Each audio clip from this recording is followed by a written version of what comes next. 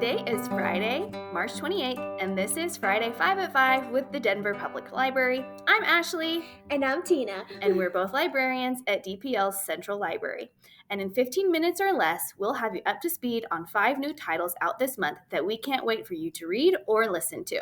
Please note that new titles may not be in overdrive until after publication date, so if you don't see the titles in ebook or e-audio format yet, please check back. Discover Walks are back. This program runs from April to December on the third Wednesday of the month and takes place at various branches in the system. This month's walk will teach you fun facts about Shakespeare's life and all the words and phrases he invented that we still use today. This walk will be led by Eugene Field librarian Gina, and participants will meet by Washington Park Boathouse near the intersections of East Exposition Avenue and South Franklin Street. If you can't go to this one, click the link below and find out more about next month. It is official, folks. You can now make meeting and study room reservations for all of our locations using our new booking tool, LibCal, short for Library Calendar. We have different spaces to fit different needs. If you're looking for a small, quiet space for 4 people or less, then study rooms will be for you. Study rooms are available on a first-come, first-served basis, but can be booked up to 7 days in advance. However, if you see one available where you are at, you are more than welcome to book it right there and then. However, if you're looking for a bigger meeting space for more than 4 people, we have community rooms that can be reserved and must at least be booked 24 hours in advance. Once you arrive, just remember to check in. And now, on to the books! If you are looking for an intricately plotted mystery, check out This Book Will Bury Me by Ashley Winstead. After the death of her father, Jane Sharp turns to the internet, becoming obsessed with true crime, and becoming friends with other armchair detectives who teach her more about hunting killers from afar. When 3 college girls in Idaho are murdered, Jane and her online friends are determined to solve the case before anyone else. As they investigate, they find themselves being drawn deeper and deeper into the web of the killer's own making. Every new piece of information only begets more questions, and something is just not adding up. It is as if this case was perfectly designed to capture media attention. As if this case were made specifically for Jane and her team of sleuths to be captured into it. Check out this book for more.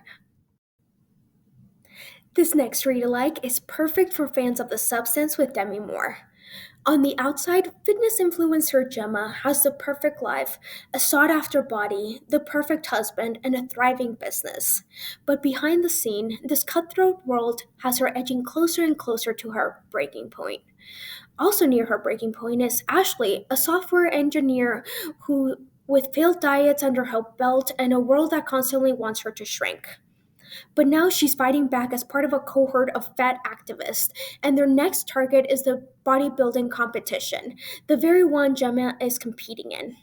As contestants suddenly start dropping dead, these two will find themselves on a collision course to stop the killer. This read will have you wondering if the perfect body is really worth dying for. This next binge-worthy read introduces us to Beth Ralston, a paralegal working at her father's law firm, when she witnesses her sister Jessica fleeing the scene of a crime, the murder of their boss, Craig Bartell. As she waits for the police, she finds Jessica's phone with a cryptic message waiting to be sent to her, saying, "Don't ask and don't follow." Filled with questions, Beth sets out to find her sister, but their father, fearing for their reputation, is intent on stopping her.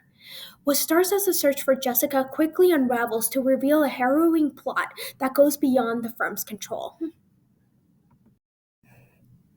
Next up, we have Raising Hair by Chloe Dalton. In this memoir, Dalton shares about her experience during the height of the COVID-19 pandemic. In 2021, political advisor Dalton found herself confined in the English countryside, where she found a newborn hare, or a leveret, and brought it home for rehabilitation. With the intention of releasing it back to the wild, Dalton found that the hare instead liked to go out at night to roam, but would always come back to her house when daylight came. She never restricted it to the house, but always let it out, knowing that it may not come back.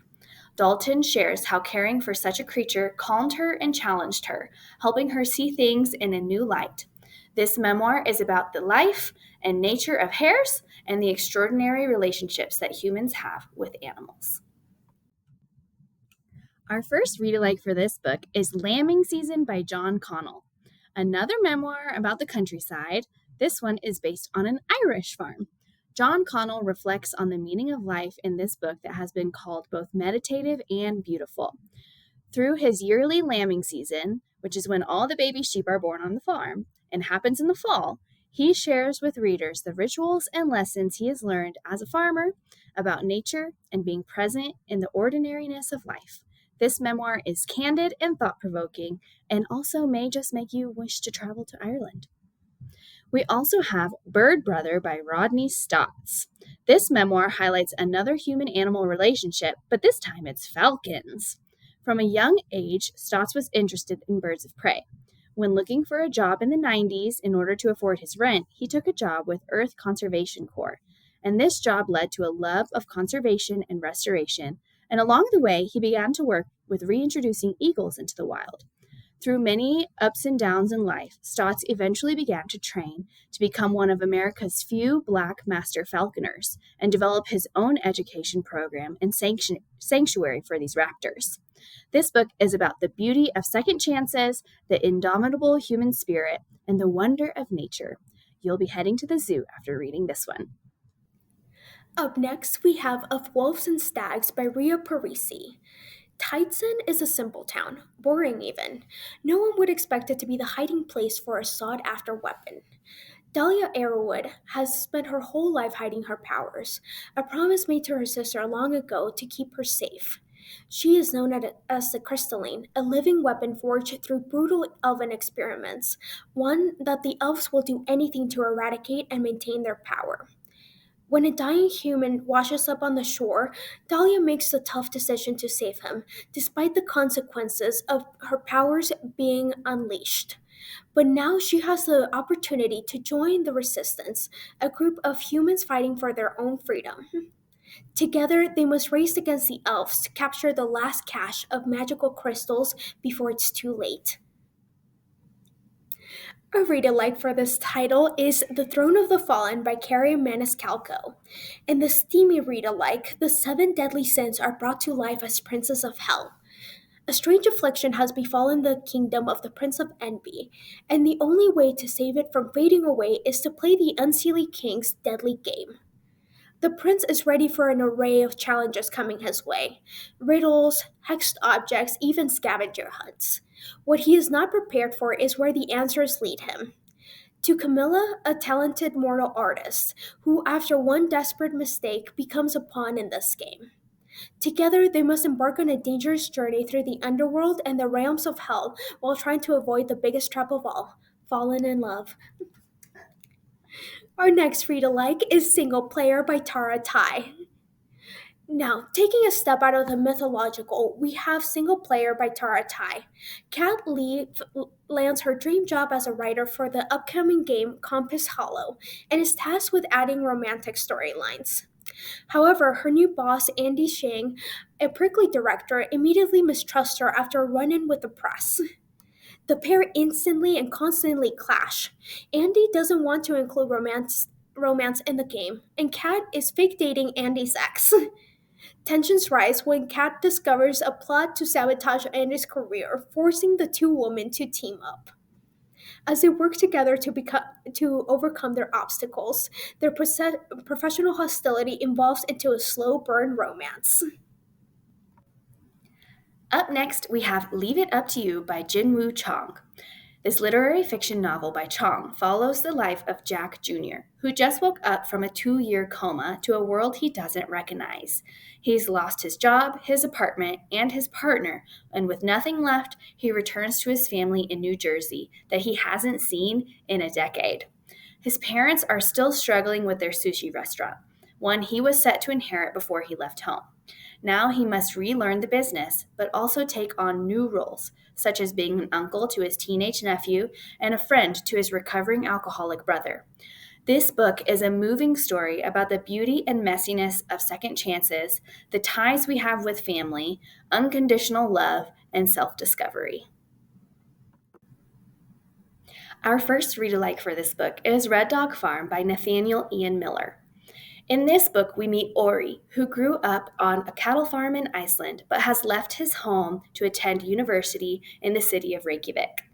After attending one semester, he decides to return home and help his father run the farm. They seem to be opposites in personality, but they must learn to work together to keep the farm running. While helping out, he meets a woman, Mihan, on the internet, and they begin to fall in love. By the end of the year, Ori has to decide whether to stay on the farm or return to university to be with Mihan. This book is an engaging, tender read about the bonds between family, lovers, and the beauty of the land. We also have Elevator in SaiGon by Tuan. Another novel about coming home, this one by Tuan features a young woman who returns home to Saigon for her mother's funeral. While in her brother's house, she becomes fascinated with her mother's past and a certain person named Paul Polotsky that is mentioned in her mom's notebook. She returns home to her house in Paris and begins to follow Paul like an amateur detective, looking for clues about her family history. This book will draw you into its many layers. From historical fiction to satire to romance to mystery, Tuan has created a novel that will keep readers reading to find out what happens next. This next title is Passing Through Prairie Country by Dennis E. Staples. At the Langwell Lake Reservation, a dark force haunts the casino, leeching dreams and aspirations from its visitors. This creature, known only in whispers as the Sandman, has terrorized the reservation for decades, luring citizens to the casino with its siren song. Its latest target is Marion Lafournier, an Abuja in his mid-20s who returns home to the reservation after a bad breakup, seeking to forget his troubles through the lure of slot machines. Here he encounters the Sandman, narrowly escaping his grasp. With the help of his cousins and the security casino guards, Alana and Cherry, he will have to navigate the spirit world and battle for the lives and souls of the reservations. This is a suspenseful read, perfect for fans of Twin Peaks. Our read-alike for this title includes Sisters of the Lost Nation by Nick Medina. In this gripping and menacing thriller, we find a mix of the mythological combined with the reality of missing Native women. We are introduced to Anna Horn, a high school student with a lot to worry about. She has bullies to avoid, a part-time job at the casino to sustain, and a dark presence who follows her around constantly. Now, add to that the constant fear of being yet another girl from the reservation who goes missing, and you have yourself on anxiety overload. The unimaginable occurs when Anna's own little sister, Gracie, disappears, setting Anna on a desperate quest to find her. As Anna delves into solving this mystery, she searches for the key through the legends of her tribe's past, looking for demons, new and old, plaguing the reservation. With strange and sinister happenings occurring around the casino, Anna starts to suspect that not all the horrors on the reservation are old. Sometimes it's the stories that never get told that are the most important. We also have Bad Cree by Jessica Johns. In this haunting and suspenseful read, a young Cree woman finds herself unable to outrun her sister's tragic death and the nightmares that follow. Mackenzie maintains a distance from her family ever since the loss of her grandmother and her sister Sabrina, much of which is shrouded in mystery. However, terrifying dreams of bloody crows and a foreboding text message claiming to be from Sabrina propel her to reach back out to her family. If anyone can help her decipher her disturbing visions, it's her mother, aunties, and cousins, and surviving sister. A dark presence has latched onto her family's tragic loss and is now feeding on Mackenzie's sorrow. But what could have caused it? Only a bad Cree would put her family at risk. But what if whatever has been calling Mackenzie home was inside her all along? In case you missed it. Our In Case You Missed It title of the month is Village Weavers by Miriam J.A. Chansey. This historical fiction is about two childhood friends and their relationship through the years. Gertie and Sissy are quick friends, despite being on the opposite sides of the economic ladder in Haiti. They are inseparable until a family secret tears them apart. Sissy moves away to Paris, and Gertie marries into a wealthy family. We see their failures and successes across 6 decades until the women are finally brought back together because of a phone call. They must deal with the brokenness of their past and learn to forgive if they ever want to heal. This is a book about race, class, forgiveness, and bonds that can't be broken. Readers will also learn a lot about Haitian history along the way. Our first read-alike for that book is This Motherless Land by Nikki May. This historical fiction is also a Mansfield Park by Jane Austen retelling. When tragedy strikes and Oluwafunke's parents are killed in a car crash, she is sent from her home in Lagos, Nigeria, to estranged relatives in the United Kingdom. She hopes for adventure based on her mother's childhood stories, and instead she finds a dreary welcome. The only spark of joy is the budding friendship she has with her cousin Liv. The story then follows the life of Funke and Liv across 2 decades as they grow up and mature, figuring out who they are in spite of their families. Covering themes of friendship, family, grief, and expectations, this book will have you laughing and crying the whole way through. We also have The Unicorn Woman by Gail Jones. This historical fiction follows the story of Buddy Ray Guy, an African-American Army cook during World War II, who has returned from the war not as a hero, but instead must abide by the Jim Crow law of his community.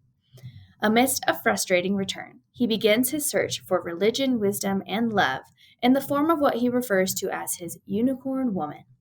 Jones really captures the life of African Americans in the 1940s, the degrading and hopeful experiences that many of them had. It's a masterfully and uniquely written story that is both witty and reflective. And that's all for this month. Thank you for tuning in to Denver Public Library's Friday 5 on 5. We hope you enjoy these great reads and listens. Check out our placeholds on these titles and a whole lot more right now at denverlibrary.org. Link below. Tune in next month for new recommended reads. Bye!